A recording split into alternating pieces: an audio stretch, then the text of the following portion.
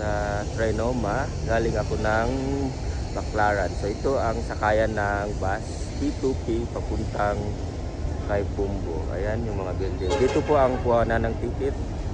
Ito ang schedule ng transportation mula 6 AM hanggang ang last trip nila is 10 PM. Ayan. 6 AM in the morning first trip, then 10:30 PM last trip. Yan ang kuhanan ng ticket. Ayan po yung mga bus. Ngayon medyo konti lang bus dahil nasa bus lang kalsada. Ayan yung mga sasakay papuntang Malolos, Santa Maria, kay Pumbo. Ayan, parating na ang Balagtas, no?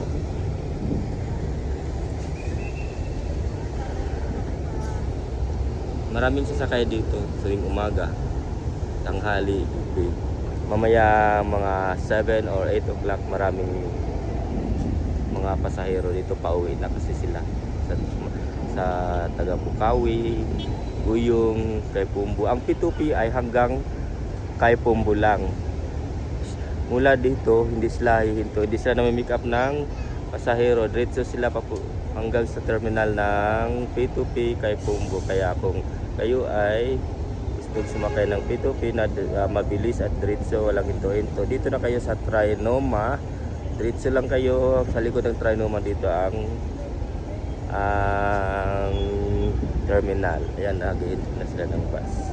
Kaya maraming dito lang guys sa may ticket booth kumuha. Ayan, dami nila.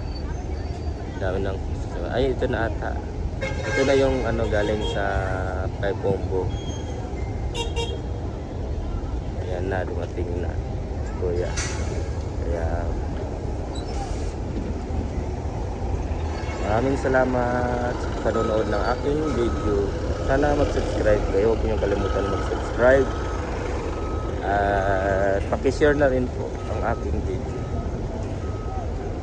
Ayan po, dumami na ang pasahero po. Pauwi na sila ng Bulacan. Hindi lang naman to sa kay Pumbo kasi madadaanan din naman ang Bukawi, Guyong. Basta hanggang last trip Pumbo. Ayun, meron na naman dumating. Sa Pandi, Bulacan meron din. Salamat. Please subscribe my channel. Maraming salamat sa inyong panonood at pag-share ng aking channel. Maraming salamat. God bless you.